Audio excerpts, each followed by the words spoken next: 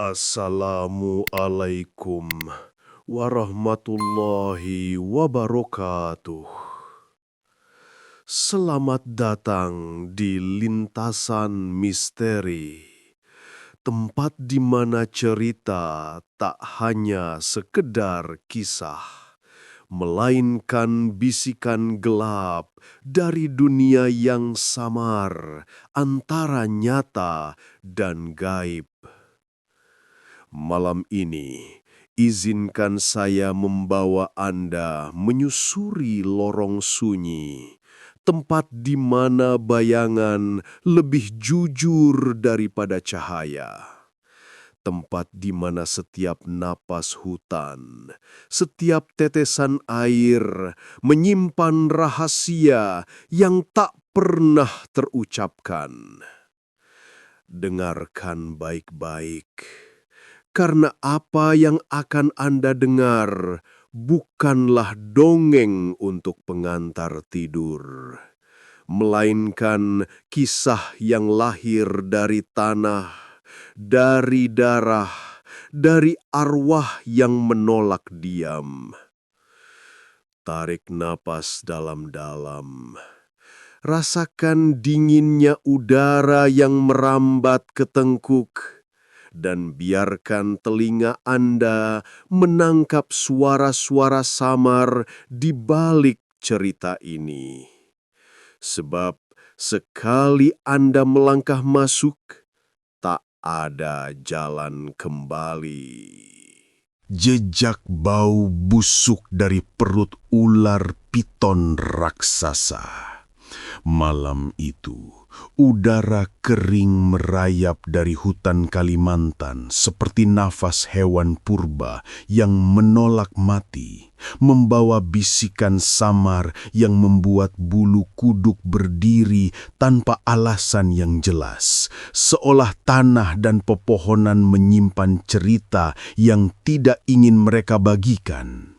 Di desa Batu Arang, kandang besi berderit setiap kali angin menyentuhnya, mengeluarkan suara melengking seperti jeritan yang dipaksa keluar dari kerongkongan besi tua. Dan bau amis bercampur tanah lembab, menempel di hidung setiap orang yang berani mendekat. Bau yang tidak bisa dijelaskan hanya dengan kata bangkai atau kotoran.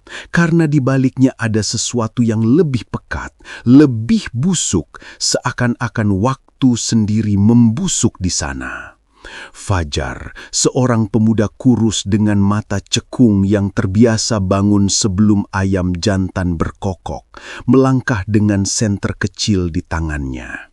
Sinar kuning pucat menyorot sudut kandang tempat seekor ular piton putih sepanjang 7 meter biasanya malas melilit dirinya sendiri seperti tali tambang raksasa. Namun malam itu, tubuh ular itu menegang. Sisiknya tampak memar kebiruan, perutnya membuncit aneh seperti drum yang diisi rahasia. Dan dari sela lipatan tubuhnya merembas garis hitam lengket yang baunya menusuk lebih dalam daripada bau darah. Seakan-akan kandang itu menyimpan mayat yang menolak terkubur. Nafas ular itu terdengar berderak, berat, penuh gesekan. Setiap tarikan udara mengeluarkan desis seperti kaca digores paku, membuat Fajar berhenti sejenak, merasakan sesuatu yang tak seharusnya ada di malam yang biasanya sepi. Ia memanggil Pak Surya, lelaki tua pemilik peternakan reptil, dengan suara pecah yang bergetar seperti kayu lapuk terpa badai. Dan ketika lelaki berambut perak itu datang, keningnya langsung berkerut. Matanya menatap perut ular dengan sorot yang sulit dibaca antara prihatin dan takut. Lalu ia berbisik, "Kita harus bedah sekarang. Kalau tidak, hewan ini mati." Kata-kata yang biasanya hanya berarti tindakan medis sederhana malam itu berubah menjadi firasat buruk, karena yang mereka bedah bukan sekadar tubuh reptil, melainkan pintu menuju rahasia yang seharusnya tetap terkunci dalam kegelapan. Mereka mengikat tubuh piton itu dengan tali nilon dan jaring besi. Namun setiap kali ular meronta, lantai semen bergetar, paku-paku tua di rangka kandang bergetar seperti denting lonceng kematian. Suara besi melawan besi terdengar lirih seperti doa yang tidak pernah selesai. 3 orang dibutuhkan untuk menahan, sementara pisau bedah di tangan Pak Surya berkilau terkena cahaya lampu gantung yang redup, kilauan yang lebih mirip senjata daripada alat penyelamat.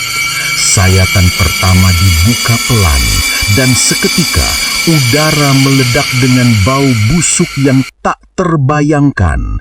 Bau yang menusuk tenggorokan seperti asap karet terbakar bercampur daging basi.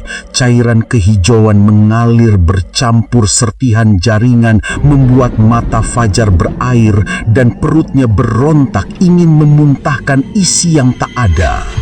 Di antara tumpahan itu, sesuatu menyembul, bukan tulang kambing atau bulu babi seperti biasanya, melainkan sepotong tangan manusia, pucat, dingin, dengan kuku merah tua yang masih utuh, seolah baru dicat seminggu lalu.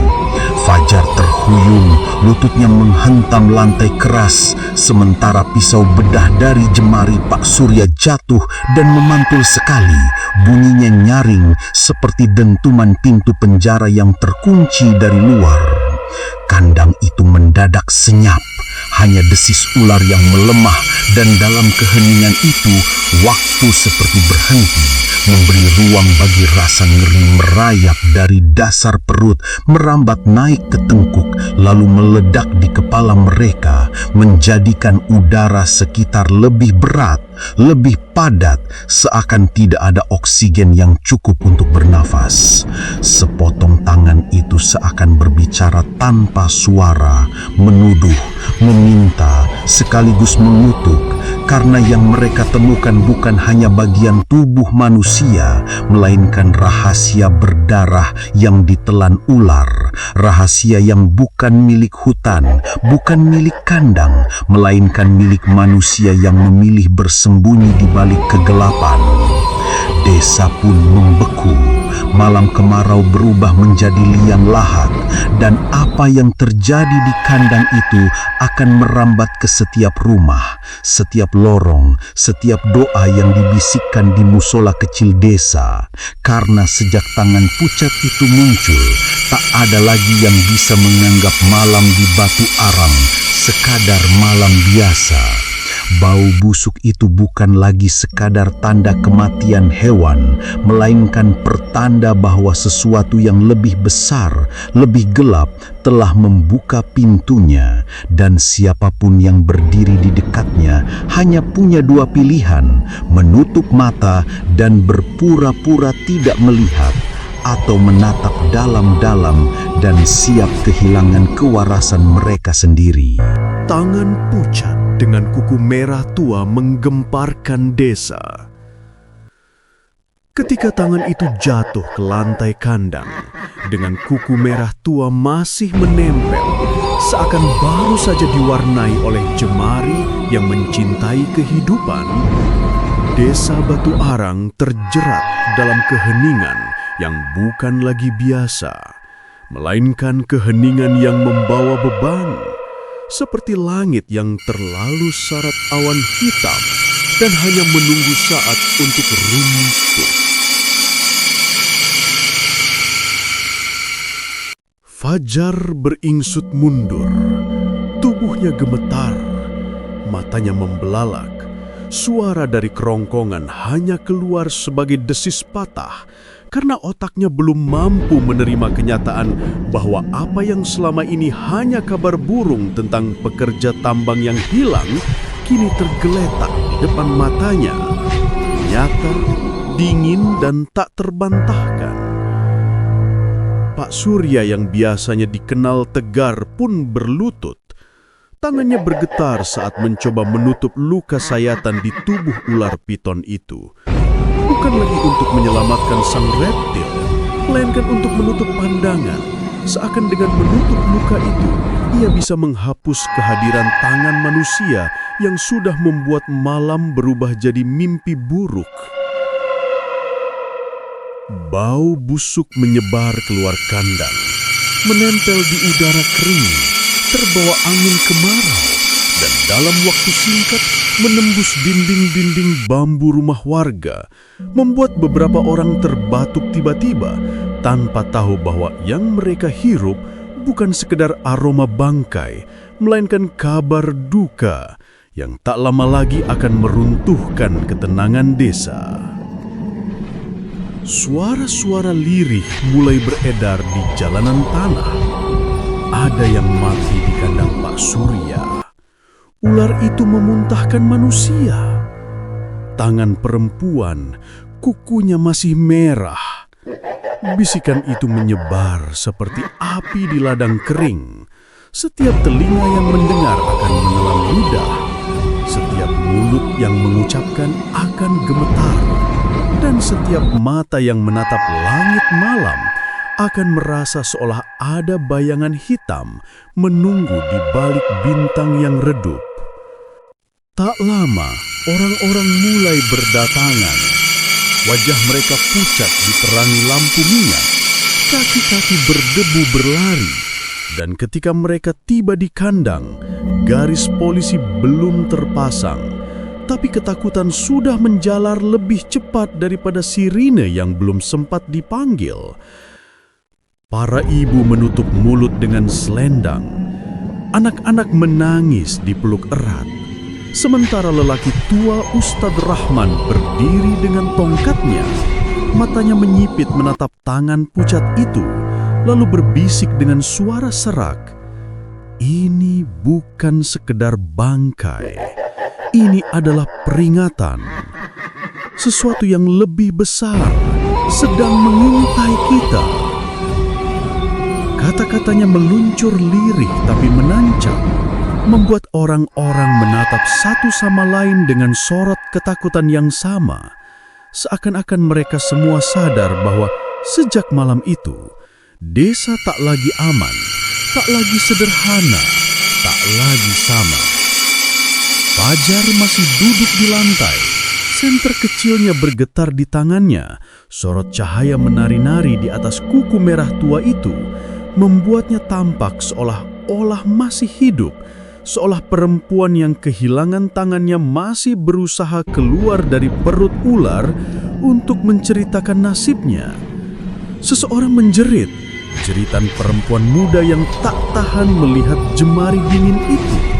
Dan jeritan itu pecah menjadi isakan, lalu merambat menjadi kegaduhan yang tak bisa dikendalikan, hingga suara-suara doa bersahutan, ayat-ayat suci terbaca dengan lidah terbata-bata, tapi tetap tak mampu mengusir bau busuk yang kini seakan melekat di setiap pori-pori kulit. Ketika akhirnya polisi datang dengan sirine yang memotong malam, Kompol Arif Santoso berdiri tegak menatap pemandangan itu. Wajahnya keras, tapi matanya menyimpan bayangan gelap. Ia tahu bahwa ini bukan sekedar kasus binatang menelan manusia. Ini adalah simpul awal dari rangkaian hilangnya pekerja tambang yang selama berminggu-minggu hanya dianggap kabar samar. Ia memberi aba-aba. Garis polisi dibentangkan, warga didorong menjauh, tapi rasa ingin tahu lebih kuat daripada rasa takut. Mereka tetap berdiri di luar, mengintip, berbisik, sebagian menutup wajah, sebagian lain menahan mual, namun tak satu pun yang berani pulang, karena setiap orang tahu jika mereka kembali ke rumah tanpa melihat kebenaran, maka bayangan tangan pucat itu akan datang menghantui tidur mereka. Dr. Rani Prasetyo, forensik yang dikenal tenang, mengenakan pakaian pelindung putih, lalu mengangkat tangan itu dengan klem besi, menatap sayatan bersih di pergelangan yang jelas bukan gigitan, melainkan tebasan benda tajam. Dan kalimat yang keluar dari bibirnya bagai pisau menusuk keheningan. Ini bukan kecelakaan, ini mutilasi. Tangan ini dipotong, lalu diberikan kepada ular. Beberapa polisi muda menelan ludah. Wajah mereka pucat, sebagian hampir muntah, sementara bisikan warga semakin keras. Siapa yang dipotong? Apakah pekerja tambang yang hilang? Berapa banyak tubuh yang sudah jadi santapan? Malam itu, di bawah cahaya lampu minyak, kuku merah tua itu menjadi saksi bisu dari kejahatan yang lebih besar. Saksi yang tak bisa berbohong, saksi yang memaksa semua orang di Batuarang menatap kenyataan bahwa apa yang mereka anggap desas-desus hanyalah permukaan dari jurang gelap yang siap menelan lebih banyak korban. Sejak malam itu, tidak ada doa yang dibisikkan tanpa bayangan tangan pucat itu. Tidak ada langkah kaki yang melangkah tanpa teringat kuku merah tua itu. Dan tidak ada warga yang tidur nyenyak tanpa mendengar dalam mimpi mereka bisikan dingin dari ular yang telah memuntahkan rahasia. Tangan itu bukan lagi sekedar potongan tubuh, melainkan simbol kutukan, tanda dari alam atau dari manusia bahwa tanah Batuarang telah dipilih untuk menanggung cerita berdarah yang akan mengubah mereka selamanya. Pagi setelah tangan pucat itu ditemukan, desa Batuarang tak lagi sama. Suara ayam jantan yang biasanya membangunkan orang hanya terdengar seperti seruan sia-sia di tengah udara berat yang mengandung rahasia. Dan suara truk tambang yang meraung di kejauhan terasa seperti guntur jauh yang membawa ancaman ketimbang tanda kehidupan. Orang-orang berkumpul di warung kopi bambu, membicarakan dengan suara rendah, seakan setiap kata yang mereka ucapkan bisa didengar oleh tanah itu sendiri. Tanah yang selama puluhan tahun digali, diaduk, diambil hasil perutnya, tanpa pernah ada yang tahu bahwa mungkin ia kini menuntut balasan. Nama yang paling sering disebut adalah Hendra Lesmana, bos tambang yang tubuhnya besar, tatonya menyembul di dada, dan suaranya cukup untuk membuat buruh menunduk tanpa berani menatap mata. Seorang raja kecil yang berkuasa dengan uang dan rasa takut. Dan semua orang tahu, jika ada misteri yang berhubungan dengan tambang, maka bayangannya pasti melekat pada lelaki itu. Kompol Arif Santoso yang datang malam sebelumnya kini duduk di teras kantor kecamatan, memandangi daftar orang hilang yang sudah ia kumpulkan dari laporan-laporan yang selama ini diabaikan. Karena para buruh adalah pendatang, keluarga mereka jauh di Jawa atau Sulawesi, alamat tak tetap, suara mereka tak sampai ke telinga siapapun, dan karena itu, hilangnya mereka lebih mudah dianggap kabar samar ketimbang kenyataan. Tapi kini, dengan tangan pucat sebagai bukti, kabar itu berubah jadi fakta berdarah dan angka-angka mulai berbaris di atas kertas. 15 orang dalam 4 minggu terakhir, 3 di antaranya perempuan, semuanya dikaitkan dengan tambang milik Hendra. Arif menutup mata sejenak, menghela napas yang terasa berat. Ia tahu bahwa di balik angka itu ada wajah-wajah yang tak dikenal. Ada keluarga yang menunggu kabar yang tak akan pernah datang. Ada doa-doa yang terputus di tengah malam. Dan tugasnya adalah menyeret semua kegelapan itu ke permukaan. Meski ia sendiri tahu betapa berbahayanya menantang orang yang punya uang, kuasa, dan kaki tangan di setiap sudut desa. Sementara itu, Fajar yang masih trauma dengan penemuan tangan pucat semalam, berjalan pelan menuju kandang dengan langkah gontai. Ia merasa setiap mata tetangga menatapnya bukan dengan simpati, tapi dengan sorot seakan ia membuka pintu neraka yang seharusnya tetap tertutup. Dan di dalam hatinya tumbuh rasa bersalah, meski ia tahu bukan salahnya, karena tanpa sadar ia merasa telah menjadi saksi yang dipilih oleh nasib untuk melihat rahasia yang mengerikan. Pak Surya duduk di beranda rumahnya, wajahnya kusut, rokok di tangannya mati tanpa dihisap. Ia memandangi kandang dari kejauhan, matanya sayu karena ia tahu peternakan reptilnya bukan lagi sekedar tempat pemeliharaan, melainkan telah menjadi kuburan berjalan. Dan sejak malam itu, setiap ular di kandang seolah menatapnya dengan mata yang bukan lagi mata binatang, melainkan mata saksi bisu yang menuduh tanpa suara. Bisikan-bisikan di desa makin beragam. Ada yang percaya ular piton putih itu bukan sekedar hewan, melainkan wadah dari roh penasaran yang dipaksa menelan tubuh manusia. Ada yang yakin bahwa Hendra menggunakan ular itu sebagai cara menghapus jejak. Dan ada pula yang berbisik bahwa tambang itu sendiri sudah lama berhantu sejak kecelakaan puluhan tahun lalu yang menelan nyawa seorang gadis muda yang tak pernah ditemukan jasadnya.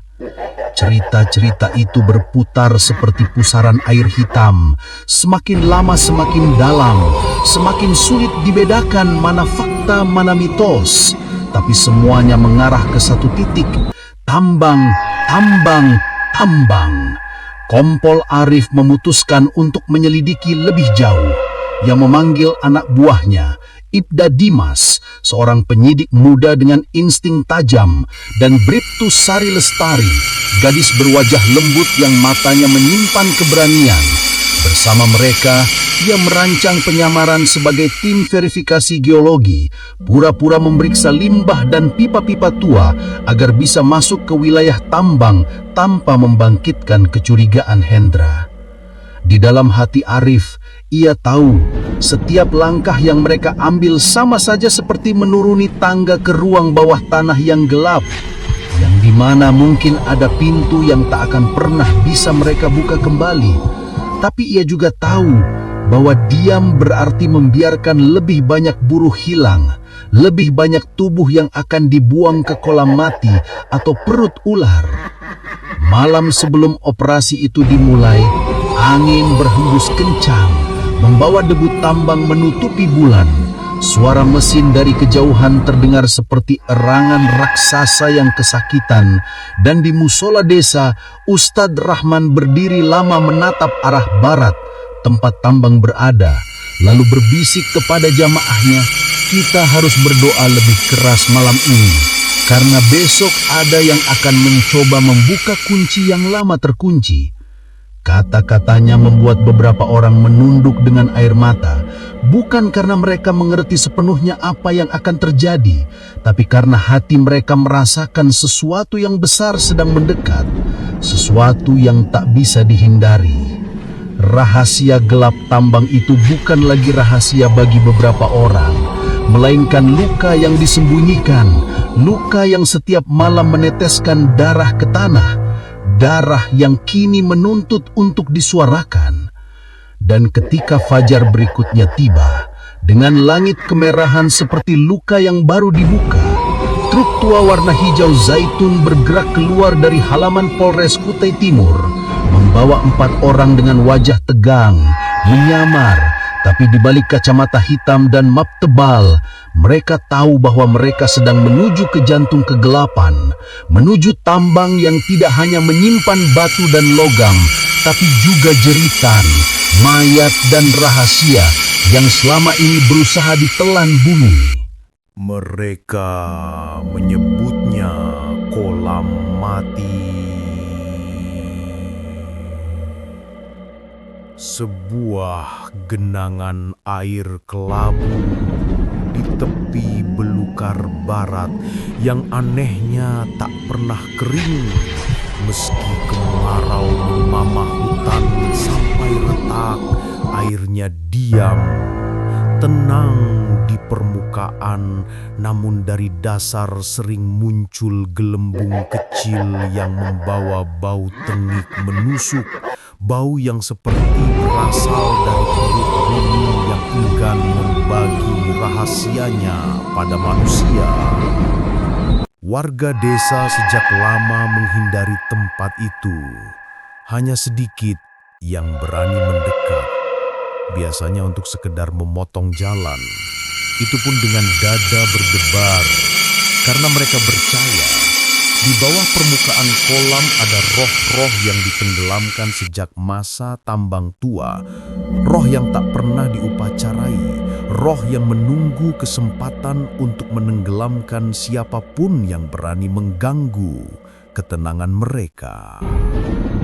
Malam itu, di bawah cahaya redup senter dan sorot kuning susu dari bulan yang tertutup awan, Kompol Arif, Dimas, Sari, dan Pak Bambang menapaki jalan tanah menuju kolam.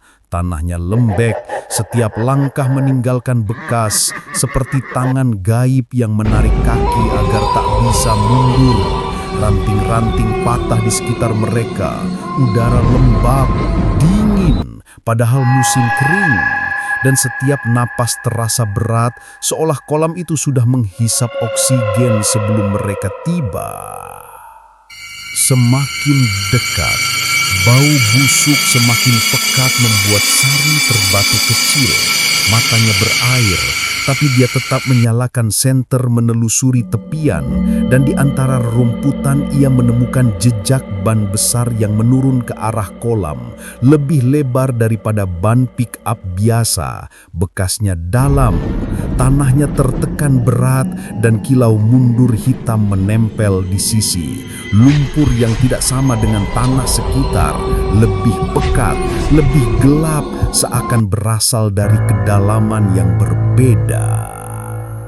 Arif berlutut, menyentuh lumpur itu dengan sarung tangan, lalu menatap Bambang, mantan ahli tambang yang kini lebih mirip tetua yang tahu terlalu banyak rahasia. Dan Bambang hanya mengangguk pelan. Ini tanah tambang lama, bukan tanah sini. Kata-kata itu jatuh seperti batu ke dalam dada Arif, membenamkan keyakinan bahwa kolam mati ini bukan sekedar genangan, melainkan pintu buangan. Jalur terakhir dari sesuatu yang ingin disembunyikan, sesuatu yang tak boleh terlihat oleh cahaya matahari. Tiba-tiba, gelembung besar muncul di permukaan, pecah dengan bunyi lirih, memuntahkan bau busuk yang menusuk hidung sampai membuat Dimas menahan muntah. Dan dalam gelembung itu, sejenak mereka melihat sesuatu mengambung. Kain terpal terkoyak basah dengan noda kecoklatan yang tak pernah sepenuhnya hilang meski terendam. Noda yang berbicara tanpa suara. Darah.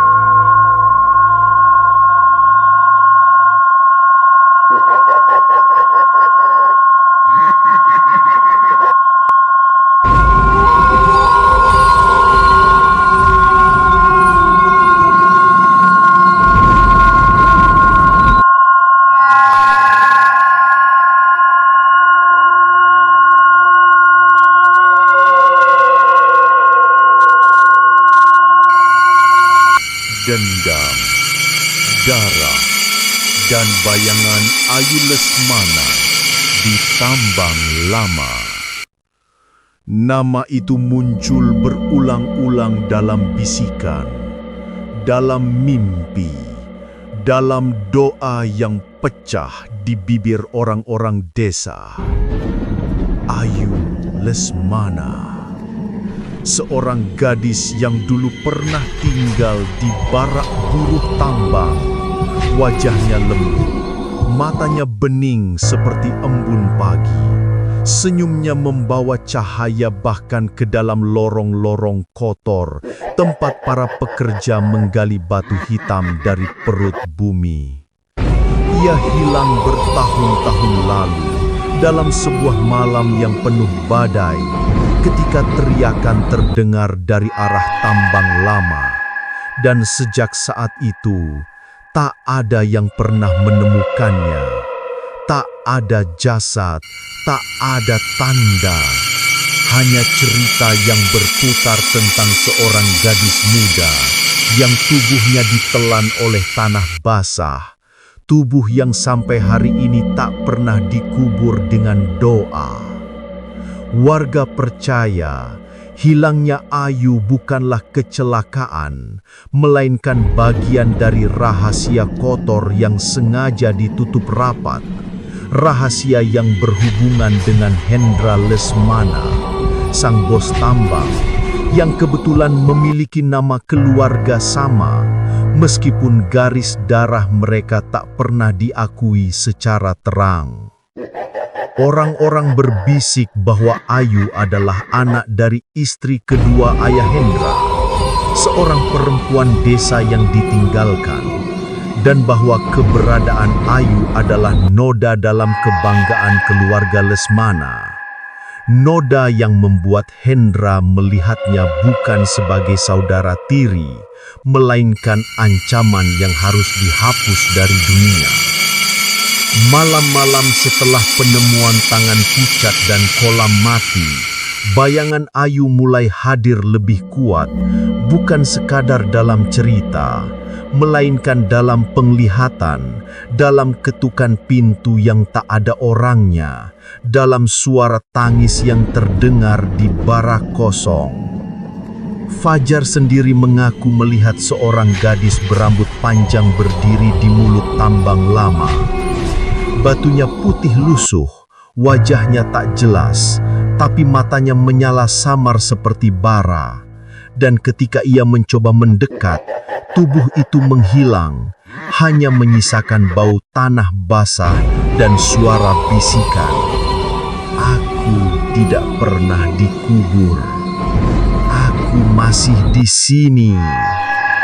Cerita itu membuat desa kembali gemetar, karena mereka sadar jeritan yang selama ini menghantui tambang bukanlah sekadar roh penasaran buruh asing, melainkan jiwa gadis desa mereka sendiri, darah mereka sendiri yang tak pernah diberi hak untuk pulang ke tanah.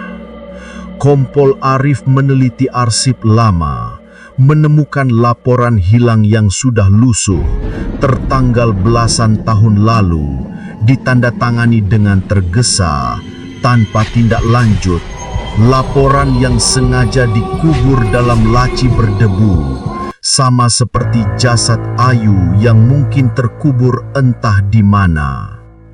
Semakin ia membaca, semakin jelas bahwa semua benang merah mengarah pada satu nama, Hendra Lesmana. Dendam Ayu, darah yang ditumpahkan, dan bayangan yang kini menari di tambang lama, semua berputar di sekitar lelaki itu. Sementara itu, di barak tambang, buruh-buruh mulai gelisah. Mereka mendengar langkah kaki di malam hari, langkah kecil, ringan, tapi penuh rintih. Suara perempuan menyanyi lirih, lagu pengantar tidur yang membuat tubuh mereka menggigil, karena mereka tahu tidak ada perempuan lagi yang tinggal di barak, hanya bayangan Ayu yang datang menuntut balas. Beberapa buruh mengaku melihat noda darah menetes di lorong tambang lama. Darah segar, merah, padahal tak ada kecelakaan yang dilaporkan. Dan ketika mereka menyalakan lampu, noda itu hilang, hanya menyisakan bau anyir yang membuat kepala pusing. Di tengah semua itu, Hendra tetap berdiri dengan arogansinya. Suaranya menggema di ruang rapat, tangannya menghantam meja, wajahnya merah. Ia berteriak bahwa semua cerita itu hanya mitos kampung, hanya omong kosong untuk melemahkan pekerja, bahwa tidak ada Ayu, tidak ada roh, hanya ada kerja dan uang. Tapi di balik teriakannya, matanya tak bisa menyembunyikan ketakutan karena di malam hari ia sendiri bermimpi tentang gadis kecil yang menatapnya dari bawah tanah. Rambutnya basah, kukunya penuh tanah. Matanya bertanya, "Kenapa kau buang aku? Kenapa kau biarkan aku di sini sendirian?" Mimpi itu datang berulang, membuatnya terbangun dengan keringat dingin. Tangannya gemetar, dan setiap kali ia menyalakan lampu, bayangan di dinding membentuk siluet seorang gadis yang tak pernah pergi. Dendam Ayu kini bukan lagi sekadar cerita rakyat, melainkan kekuatan yang hidup, darah yang terus berdenyut di tanah tambang lama. Dan setiap orang yang menjejakkan kaki di sana tahu bahwa mereka berjalan di atas kuburan yang belum ditutup, kuburan yang menunggu untuk dibuka, kuburan yang menuntut nama Hendra disebut dengan suara gemetar. Malam itu, ketika kabut turun lebih pekat dari biasanya, barak tambang dipenuhi bau anyir.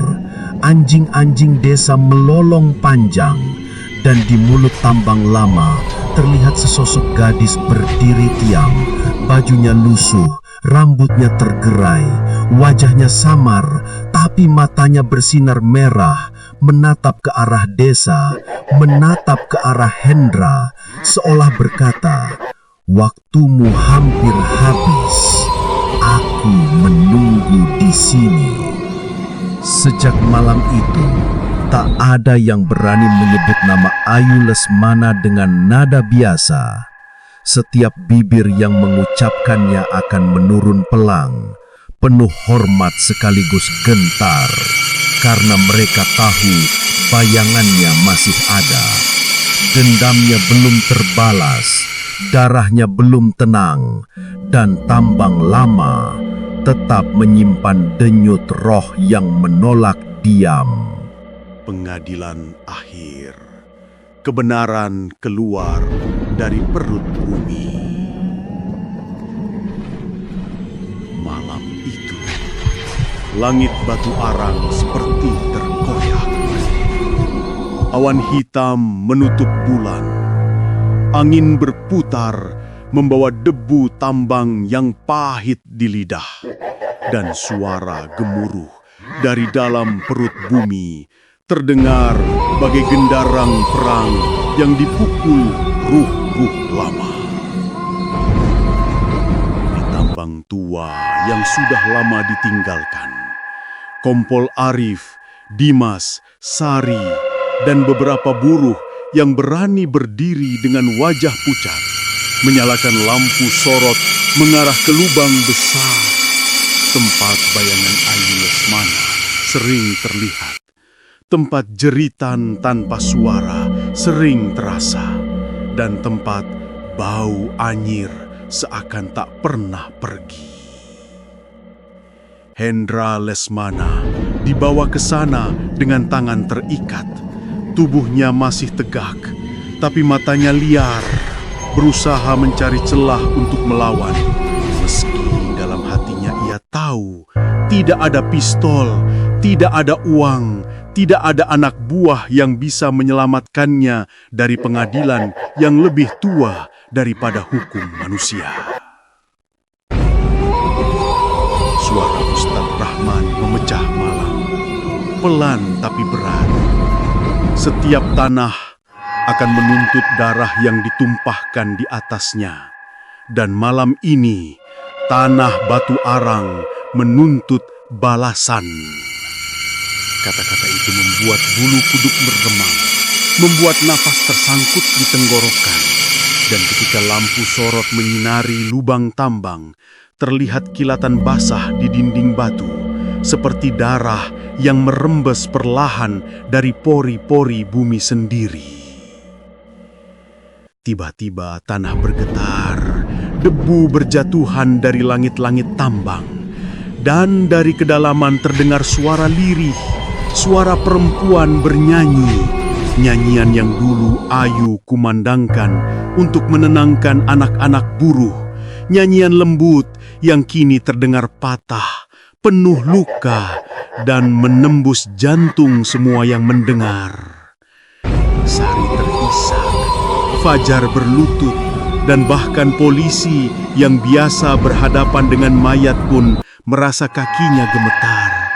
Karena nyanyian itu bukan datang dari pita suara manusia, melainkan dari perut bumi, dari ruh yang lama dikubur tanpa nisan. Hendra berteriak, "Cukup, itu hanya tipuan, ini semua akal kalian." Tapi suaranya pecah, tubuhnya bergetar, keringat dingin mengucur. Karena di balik teriakannya, ia melihat sosok yang berdiri di bibir lubang. Ayu. Bajunya putih lusuh, rambutnya menutupi sebagian wajah, matanya merah bercahaya, bibirnya bergerak mengikuti nyanyian yang keluar dari tanah. Dan setiap langkahnya mendekat, membuat tanah bergetar, membuat udara semakin dingin, membuat lampu sorot berkedip-kedip seperti jantung yang dipaksa berhenti. Arif mengangkat tangannya, memberi isyarat agar semua orang tetap di tempat, meski dalam hatinya ia sendiri merasa seolah-olah sedang berdiri di ruang sidang yang bukan milik manusia, melainkan milik arwah yang menuntut keadilan. Sosok Ayu berhenti tepat di depan Hendra. Matanya menusuk, dan tanpa suara ia mengangkat tangannya yang penuh tanah, menunjuk dada lelaki itu, dan saat itulah tanah di sekitar mereka bergetar lebih keras. Suara retakan terdengar, dan dari kedalaman tambang muncul bau busuk bercampur darah. Lalu gelembung besar pecah, memuntahkan cairan hitam yang menetes ke tanah, cairan yang membawa serpihan tulang, kain, dan suara jeritan samar yang membuat semua orang menutup telinga, tapi tetap mendengar dengan jelas. Jeritan-jeritan itu menyebut nama satu persatu, nama buruh yang hilang, nama yang tak pernah kembali, nama yang kini menuntut disebutkan di hadapan sang pelaku. Hendra meronta, matanya liar.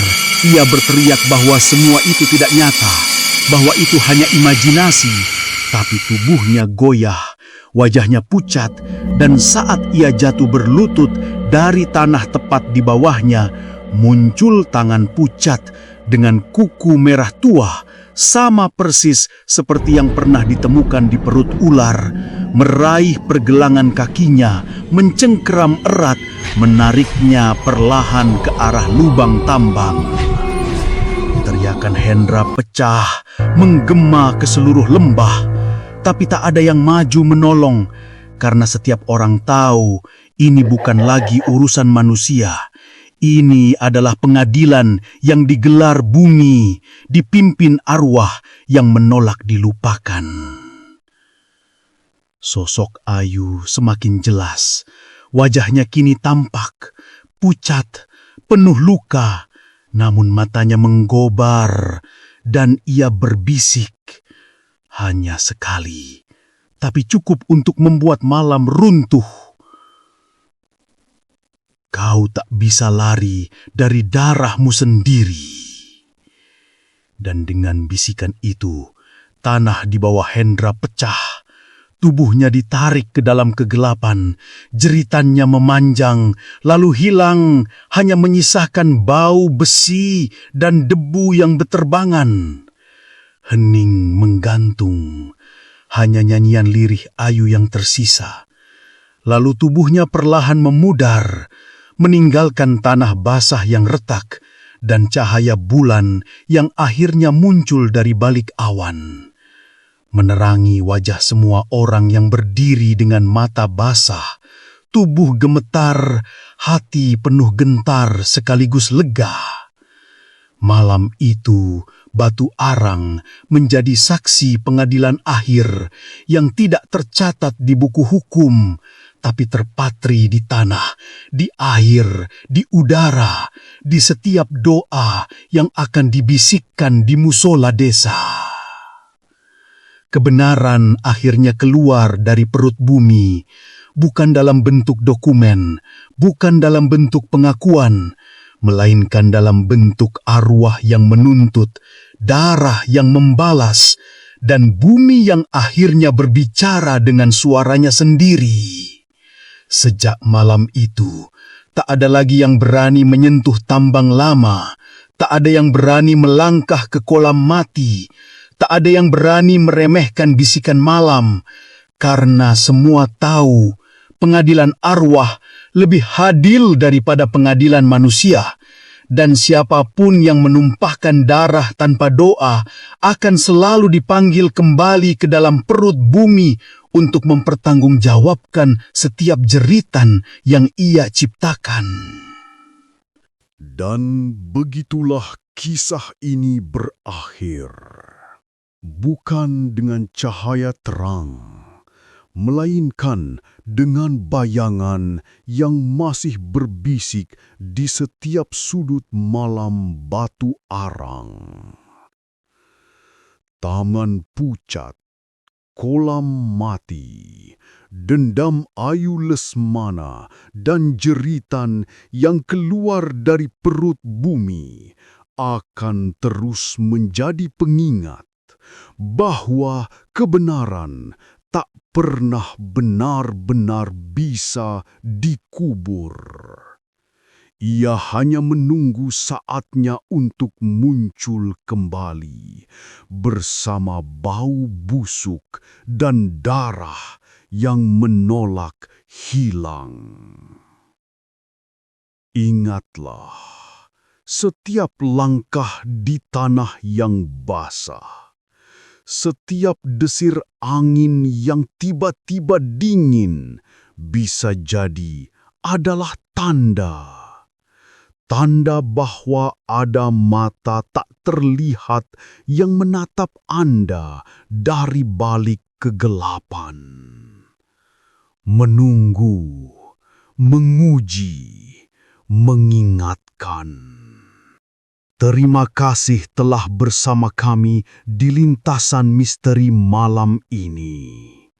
Semoga cerita ini menjadi pengingat untuk selalu waspada. Karena dunia tak hanya dihuni oleh yang tampak di depan mata, tapi juga oleh yang bersembunyi di balik tirai gaib yang tipis. Wassalamualaikum warahmatullahi wabarakatuh.